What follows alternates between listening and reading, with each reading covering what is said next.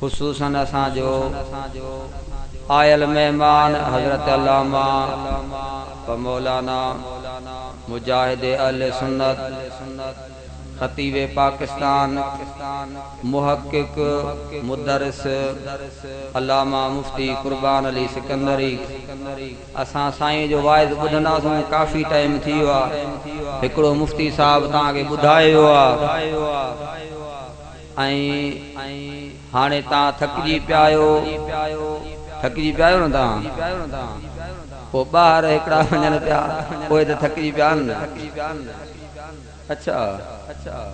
भला साईं यारी ॻाल्हि जेके थकिजी पिया आहियो हथ मथे कयो केरु कोन थको ऐं सम्झा थो छिटा थी विया न माण्हू तंहिंजे करे मूंखे शक थियो आहे त तव्हां थकिजी पिया आहियो। ॿुधंदव न साईं खे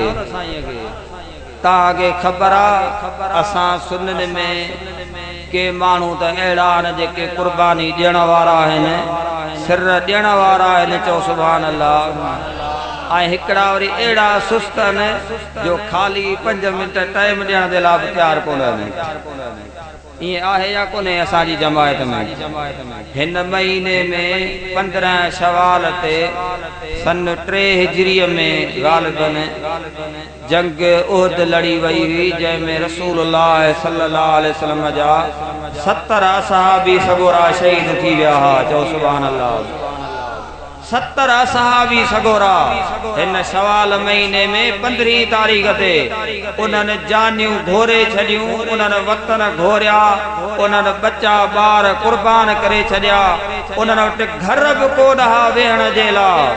जिन कुर्बानियूं ॾिनियूं जिन वटि पाणी बि कोन हो पीअण जे लाइ, उन्हनि हर शइ रसूलुल्लाह जे मथां घोरे छॾी।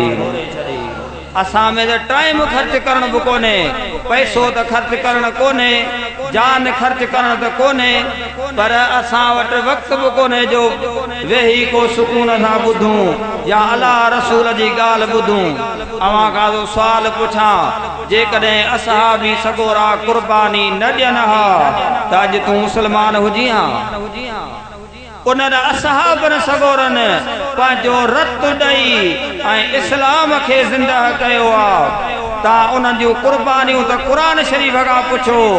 ऐं रसूलुल्लाह जे हदीसुनि में पढ़ो त उन्हनि कुर्बानियूं कीअं ॾिनियूं, हुननि कीअं हिजरतूं कयूं, हुननि कीअं मिट माइट छॾे ॾिना। हुननि माइटनि खे कोन ॾिठो,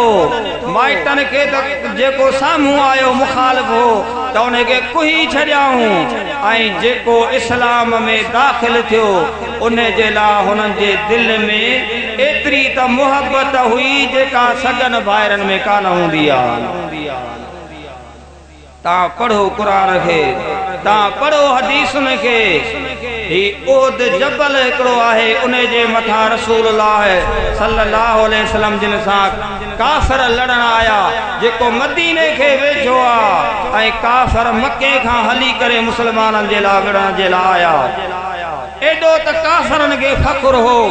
एतिरो त हुननि खे नाज़ हो, छो त मुस्लमान कमज़ोर हा, ग़रीब हा, हुननि खे बावर हो पैसनि जो मिल्कियतुनि जो, जंहिंजे करे उहद जी जंग लॻी ऐं हू हुतां खां हली करे विढ़ण जे लाइ आया। इहो उहद का मामूली जॻह कान्हे का। असांजा मुर्शिद, तव्हांजा मुर्शिद जंहिं जॻह ते ईंदा आहिनि उहा जॻह शान वारी आहे चओ सुभान अल्लाह। ऐं जंहिं जॻह ते जंहिं जबल ते नबी पाक सल्लल्लाहु अलैहि वसल्लम पंहिंजा कदम मुबारक रखिया उहा शान वारी हूंदी या न? ओ जबल उहद हिकिड़े ॾींहुं नबी पाक सल्लल्लाहु अलैहि वसल्लम जिन पंहिंजा कदम मुबारक रखिया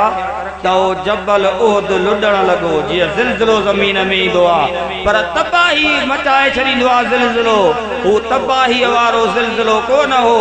जबल उहद लुॾण लॻो। नबी पाक फरमायो त साबित रह,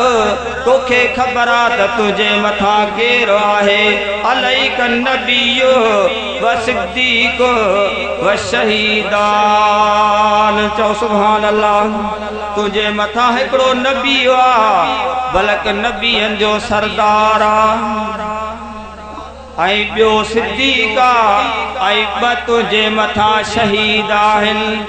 केरा आहिन शहीद आहिन ओए केड़ा एकड़ो अबू बकर सिद्दीक हो उनके नबी पाक सिद्दीक सदियो आई पज के हुआ उमर फारूक ऐं उस्मान गनी होया अवा का तो सुन्नी सवाल पूछा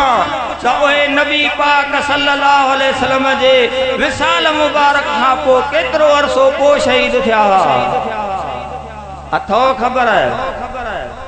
आहे खबर तो केतरो वक्त पो शहीद थिया